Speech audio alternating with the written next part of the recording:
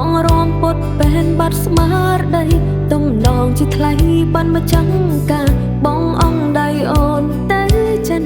ទាំងមិនស្គាល់ជាអ្នកណាអូបងទុកស្នាមថាបមុនទៅ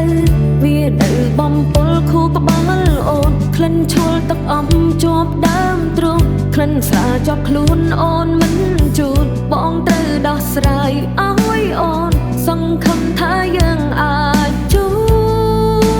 បអូខ្សែភ្នែកស្នាមថាក្លិនខ្លួននេះហើយដែលខ្ញុំតាមរកបេះដូងទាញដៃខ្ញុំតាមរកខ្ញុំបានជួបបងហើយណា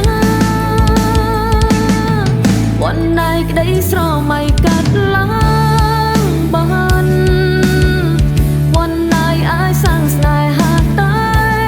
មកខំព្រោះតែស្នាមថាបងវក់ចិត្តឲ្យវងវែងក្រុមយ៉ាងគិតតែម្នាងឯងគេមិនបានមកឈួតនឹងយើងតែឯងជួបលើកនេះគេមានមនោកាន់ដៃមិនមែនកាន់ស្រារងមិនដឹងអីគេមានស្មារតីស្រស់ព្រឹងព្រៃសំខាន់យើងដូចជាអ្នកដទៃគេមិនចង់ចាំយកនោះកើតអីគេសួរខ្ញុំជាអ្នកណាអូ